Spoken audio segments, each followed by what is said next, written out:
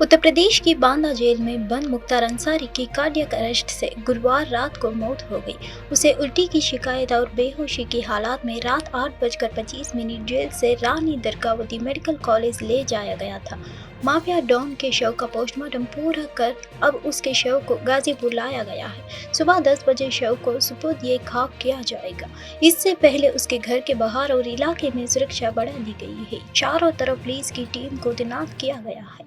इस दौरान उसकी पत्नी अफशा के भी आने की संभावना है। पुलिस की नजर इस पर रहेगी। यहाँ आपको मुख्तार अंसारी से जुड़ी हर खबर पर अपडेट मिलेगा।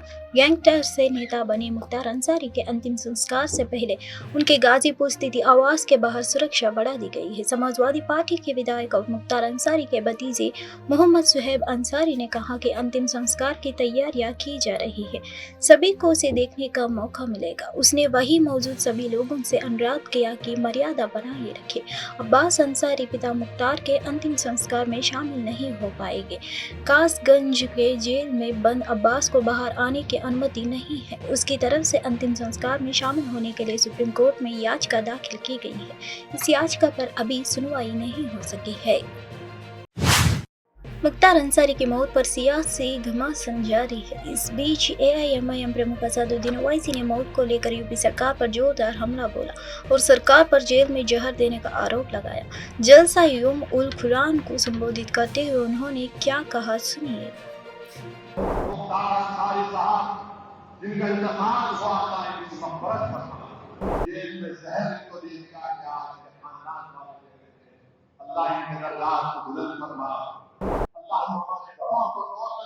परवरदिगार तो उनका साथ है। परवरदिगार तो हम लोग कमजोर समझकर हमको मिटाना चाहते हैं। अल्लाह तो उनको मिटा, अल्लाह तो हमको मिटाने की कोशिश कर रहे हैं। परवरदिगार अल्लाह तो हमारी सलाह को हलाक करना चाहते हैं। अल्लाह तो हमारी मस्जिदों को सीखना चाहते हैं। अल्लाह तो हमारे हिजाब को सीखना चाहते हैं। अल्लाह ने मेरे हबीब का रास्ता हम लोग इस दुनिया से जाए तो मुसलमान बनकर गैंगस्टर से नेता बने मुख्तार अंसारी के निधन के बाद उनके बेटे उमर अंसारी ने एएनआई से बात करे और कहा कि उन्होंने बांदा के जिला मजिस्ट्रेट को पत्र लिखकर अखिल भारतीय आयुर्विज्ञान संस्थान दिल्ली के डॉक्टरों द्वारा पोस्टमार्टम की मांग की है। उन्होंने यह भी आरोप लगाया कि मुख्तार अंसारी की मौत प्राकृतिक कारण से नहीं बल्कि एक सुनियोजित हत्या है। यह उनकी प्रक्रिया है। मैंने पत्र लिखा है कि यह एम्स दिल्ली के डॉक्टरों द्वारा किया जाना चाहिए। हमें यहाँ की चिकित्सा व्यवस्था, सरकार और प्रशासन पर भरोसा नहीं है। आप जानते हैं मैं ऐसा क्यों कर रहा हूँ। पंचनामा हो गया है, डीएम को निर्णय लेना है, देखते हैं वह क्या निर्णय लेते हैं। पोस्टमार्टम शुरू नहीं हुआ है। हमें उम्मीद है कि हम जो संदेह व्यक्त कर रहे हैं उसकी जांच में अदालत मदद करेगी। हम अपनी कानून टीम से परामर्श करेंगे। उमर अंसारी ने कहा, हमें पूरा विश्वास है कि यह प्राकृतिक मौत नहीं बल्कि सुनियोजित हत्या है। देखिए, वो उनकी प्रक्रिया है। हमने तो लिख कर दिया है कि दिल्ली एम्स के डॉक्टरों से कराया जाए। हमें यहाँ की चिकित्सा प्रणाली और शासन प्रशासन पर विश्वास नहीं है। वो सोशल मीडिया पर भी है और मीडिया को भी हमने मुहैया करा दिया। आप लोग को सब पता है कि क्यों मैं ऐसा कह रहा हूँ। और पोस्टमार्टम होगा नहीं होगा, मैं तो जुमे की नमाज पढ़ने आ गया था। अभी वहीं से पंचनामे की सारी चीज़ें हो गई हैं और अब डीएम साहब को फैसला करना है। देखते हैं क्या फैसला। लेकिन अभी शुरू नहीं हुआ जी, मेरे आने तक नहीं हुआ था अभी। और दूसरी चीज, जिस तरह से तमाम घटनाक्रम चेंज हो रहा है, जब से ये चीज आई है कि उनको कार्डियक अरेस्ट आया है, उसके बाद से मायावती हो, तमाम लीडर्स जो ट्वीट कर रहे हैं, उसको कैसे देखते हैं और किस तरह से आगे बढ़ेंगे आप? नहीं, देखिए, मैंने किसी के ट्वीट्स नहीं देखे हैं, ना मुझे न्यूज़ देखने का टाइम है। हम लोगों पर जो बीत रही है वो हम लोग ही जानते हैं, लेकिन हम लोग अल्लाह पर ईमान रखते हैं और हमें पता है कि जिंदगी और मौत का मालिक अल्लाह है। तो अल्लाह ने वक्त लिखा है तभी पूरा हुआ है। जांच को लेकर क्या कहना चाहते हैं? जिस तरह से 30 मार्च को पश्चिम बंगाल के नादिया में बिजली के उपकरणों का भंडारण वाले एक गोदाम में आग लग गई है। आग बुझाने के लिए 4 दमकल गाड़ियां मौके पर पहुंची। अधिक जानकारी की प्रतीक्षा है।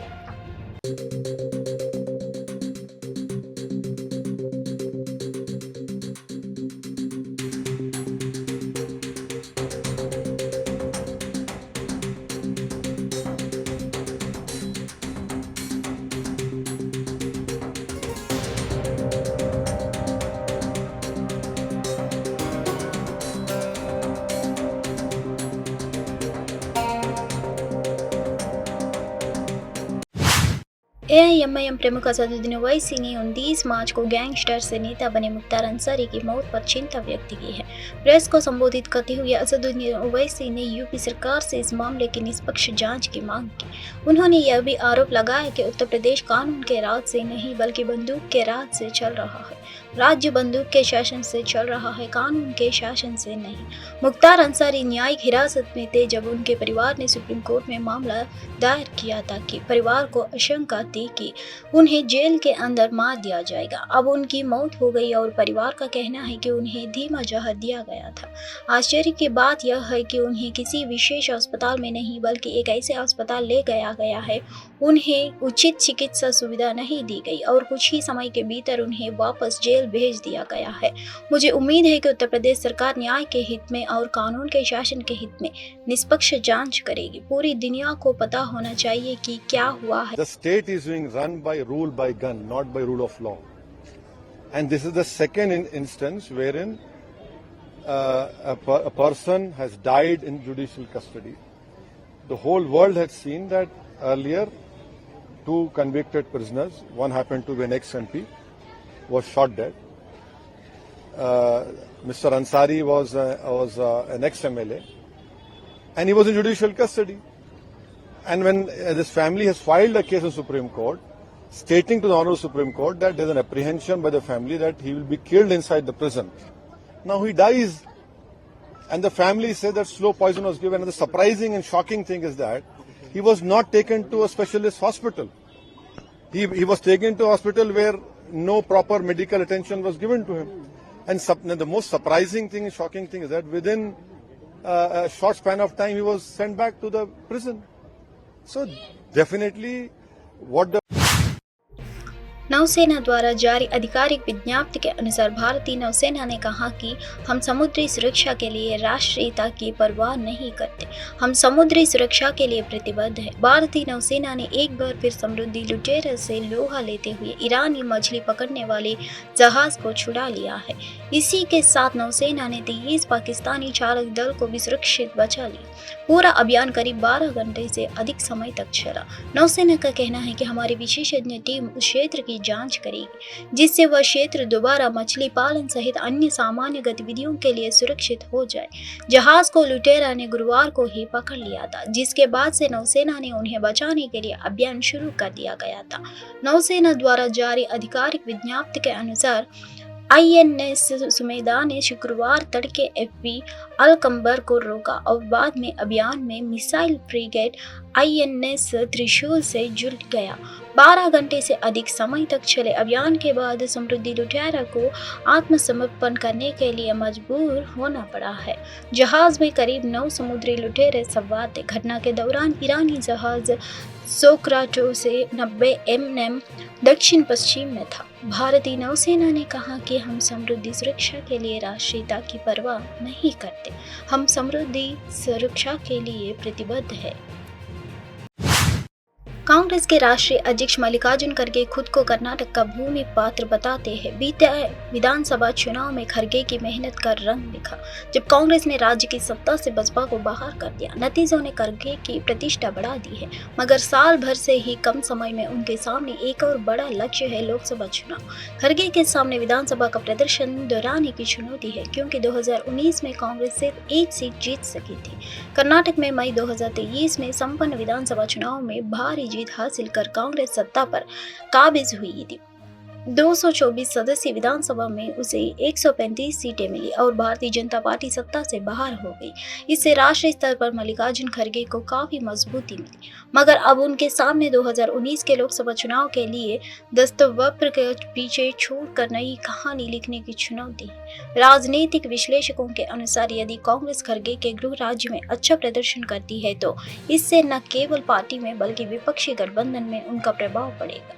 गठबंधन में पार्टी की स्थिति और मजबूत होगी। खड़गे ने इस बार कांग्रेस अध्यक्ष के नाते और विपक्षी गठबंधन के सहयोगी दलों के साथ समन्वय की जिम्मेदारियां के चलते चुनाव नहीं लड़ने का फैसला किया है। पार्टी ने उनके दामाद राधा कृष्णा डुड्डामणि को गुलबर्ग से उम्मीदवार बनाया है। पार्टी के एक नेता ने हालांकि दावा किया कि अगर खड़गे खुद अपने गृह क्षेत्र गुलबर्ग से लड़ते तो पार्टी को निश्चित रूप से अच्छा मत प्रतिशत हासिल करने में मदद मिलती है। बयान में कहा गया है कि लोगों को ऐसी धमकी भी दी जा रही है कि किसी अवैध गतिविधि के लिए उनके मोबाइल नंबर का दुरुपयोग किया जा रहा है। सरकार ने लोगों को दूरसंचार विभाग का नाम लेकर मोबाइल नंबर बंद करने की धमकी देने वालों से आगाह किया है। एक आधिकारिक बयान में शुक्रवार को कहा गया कि खुद को दूरसंचार विभाग का अधिकारी बताकर कॉल करने वाले और कनेक्शन काटने की धमकी देने वाले फर्जी हैं। उनका मकसद लोगों की निजी जानकारी चुराना और वित्तीय धोखाधड़ी को अंजाम देना है।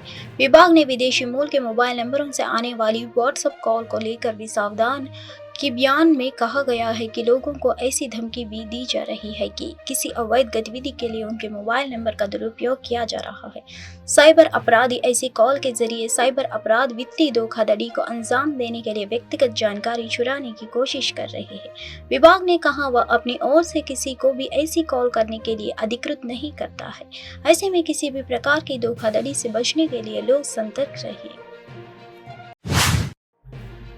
उपराष्ट्रपति जगदीप धनखड़ ने शुक्रवार को जोर देकर कहा कि भारत एक अद्वितीय लोकतंत्र है। देश को कानून के शासन केस के बारे में किसी से सबक लेने की जरूरत नहीं है।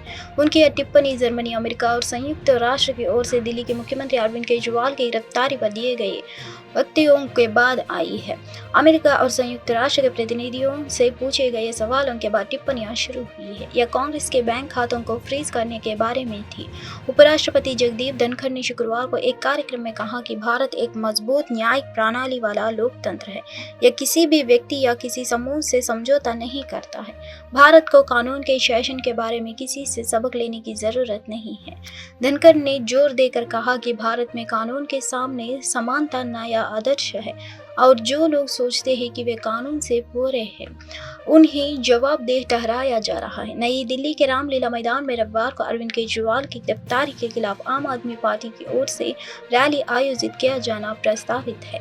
इसमें विपक्ष के इंडिया गठबंधन के कई नेताओं के शामिल होने की संभावना है। इसे लेकर उपराष्ट्रपति ने कहा, लेकिन हम क्या देखते हैं, जैसे ही कानून अपना काम शुरू करता है वे सड़कों पर उतर आते हैं, ऊंची आवाज में बहस करते हैं, मानवाधिकारों की सबसे खराब प्रकृति के दोषी को छिपाते हैं। यह हमारी नाक के नीचे हो रहा है। अतीक अहमद और मुख्तार अंसारी के अंत की कहानी काफी हद तक मिलती जुलती है। दोनों की मौत रमजान के पाक महीने में हुई। दोनों की पत्नी आखिरी वक्त अपने जीवन साथी का चेहरा नहीं देख पाई। प्रदेश के दो बड़े माफिया अतीक अहमद और मुख्तार अंसारी के जीवन का अंत रमजान के महीने में हुआ। दोनों की पत्नी आखिरी वक्त में अपने जीवन साथी का चेहरा देख पाना भी नसीब नहीं हुआ है। जरायाम की दुनिया में अपनी धाक जमाने वाले अतीक की हत्या आज भी रहस्य बनी हुई है। मुख्तार की बीमारी से हुई मौत के दावे पर उसके परिवार वाले सवाल उठा रहे हैं। बता दें कि प्रयागराज में बीते वर्ष 15 अप्रैल को रमजान के दौरान माफिया अतीक अहमद और उसके भाई अशरफ की 3 युवकों ने गोली बरसाकर हत्या कर दी थी। दोनों के राजूपाल हत्याकांड के गवाह उमेश पाल की हत्या के मामले में रिमांड पर अस्पताल परिसर लाया गया था। मेडिकल कराने के लिए उन्हें अस्पताल परिसर लाया गया था, जहां 3 युवकों ने पुलिस की मौजूदगी में दोनों को मार दिया। इस मामले में जांच के लिए राज्य सरकार ने न्यायिक आयोग का गठन किया था, जिसने अपनी रिपोर्ट कुछ दिन पहले ही शासन को सौंपी है। हालांकि इस रिपोर्ट को अब भी सार्वजनिक नहीं किया गया है। अतीक और अशरफ को सुपुर्द खाक करने के दौरान उसकी पत्नी शईस्ता और अशरफ की पत्नी जैनब मौजूद नहीं थे।